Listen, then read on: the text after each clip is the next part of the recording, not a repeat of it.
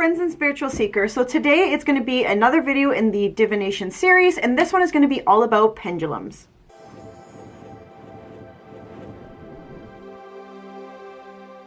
So pendulums can be used in many formats, but really there's only three aspects that you need. You need a weight, a string, and some type of pivot point. So this one, for example, has a handle. I made this at a workshop a few years ago. But a lot of them you can get just like a little bead on the end, or just have the string and use your hand as the pivot point. The simplest and easiest way to use a pendulum is by holding it in your hand. That's the only thing you need, is the pendulum and your hand. But some people do prefer to use a holder or in a jar because it kind of mitigates that subconscious movement in your hands. I personally don't use pendulums very often. It's just a divination tool that just doesn't work for me, and that's perfectly fine. But a lot of people do swear by them and use them daily. So simplest way to use a pendulum with your hand, this one just happened to have a handle, so I'm going to hold it in my hand and have my finger just at the tip, not actually touching where the chain attaches, but just kind of at the point here. I want to make a good pivot point on my elbow on a flat surface, and you want to try to have a natural curve like that's relaxed in your arm. Now the pendulum is obviously going to move as you kind of first start, just by handling it. And I suggest, if you don't use your pendulum all the time, is to kind of set it each time you're going to use it. So you're going to ask it a simple yes and no question that you know the answer to and see how it responds. And so for that session, then you'll know which way's yes, which way's no. Is it February?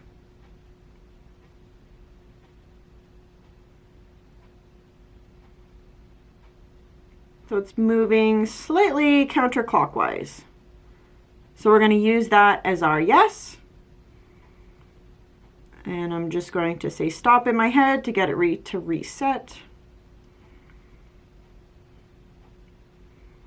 And then I'm going to say, is it 1962?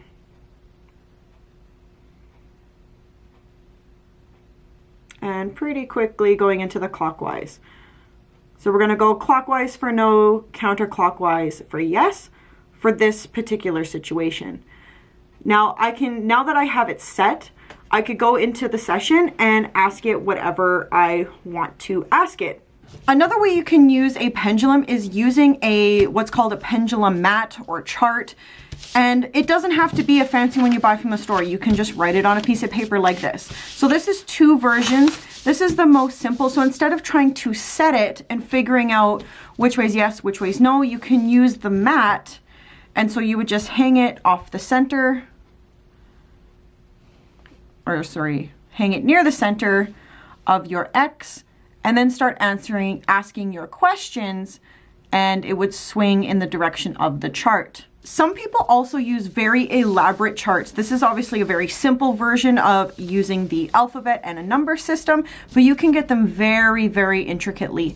And this kind of chart would be a little bit easier to use if you have a pendulum on a stand, a fixed stand, because if you're doing some intricate questions that are going to require a lot of letters or a lot of numbers to come out, that can obviously get very tiring in your hand, and that can adjust your reading, of course.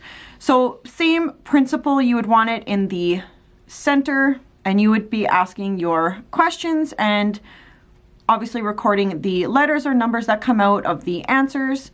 And you would keep track of all the letters or numbers that come out, similar to a Ouija board where you would go letter for letter or number to get your full answer. So another way that people have used pendulums is in a jar.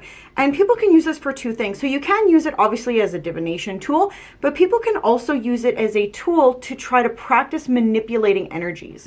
So this is a jar that I just got from the dollar store, so $1.25 in Canada. And the pendulum I have inside here is just a cheap one that I had around. So there's nothing special about this pendulum.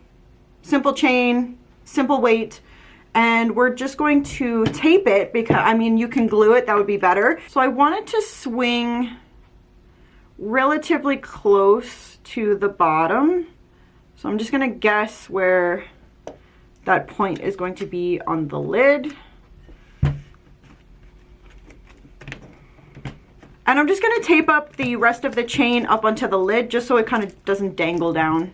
That looks fine. I'm also going to put some black sand on the bottom.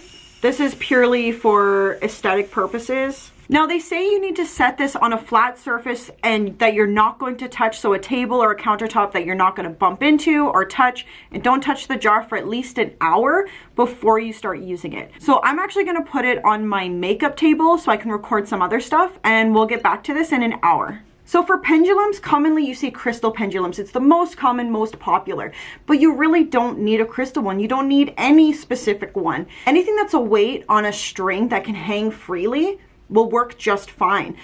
Old school, they used to tie a ring onto a piece of string, and that's what they would use as a pendulum.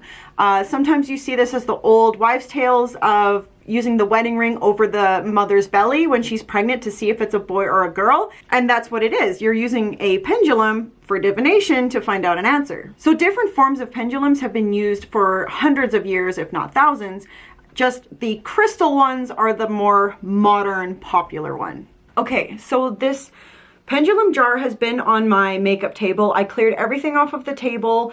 This has been sitting over on the side of the room by itself. I haven't touched this table. I just like carefully sat down on the chair, haven't touched the table. The pendulum is moving ever so slightly. I don't know if it's just like electricity in the room and stuff like that. Like I have a lot of stuff plugged in and whatever, and I mean the furnace keeps cutting in and out and etc. So I mean there's obviously going to be slight movement in the building and on the floor just by me like walking around and whatever.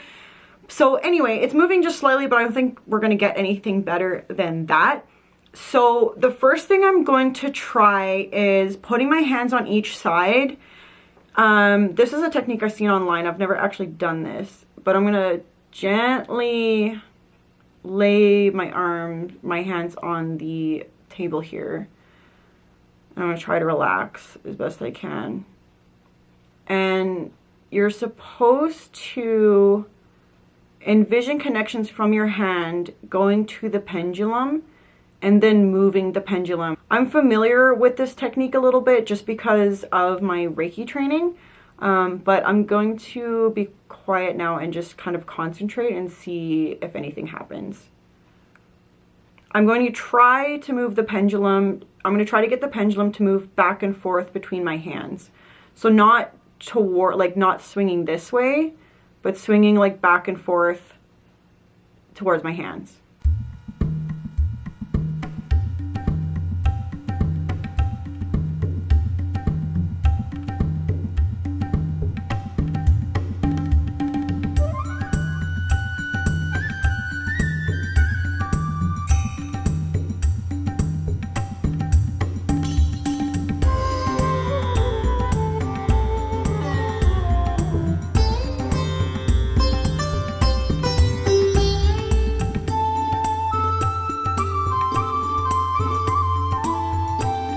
Well, that was anticlimactic. But at least you know I'm not bullshitting you. I definitely could have started swinging it and cut the video, but nothing happened. I tried. I did feel like my energy like in my hands, so I definitely was trying, like I could feel my energy moving. It just wouldn't affect the pendulum. But that being said, pendulums generally don't work for me, so you know, I didn't have too high of hopes. Maybe that's why it didn't work. Whatever. But at least you know I ain't faking ya. Here, now it's swinging. It's working. Look, it's working. The biggest limitation on pendulums is the answers that they can answer. Most commonly, you have to ask yes or no questions. Now, you can keep repeating questions to get to a more defined overall answer, but it just takes time. And if you're asking generally a question that's very nuanced or, you know, it's kind of wishy-washy, then your answers aren't really going to come out very clear.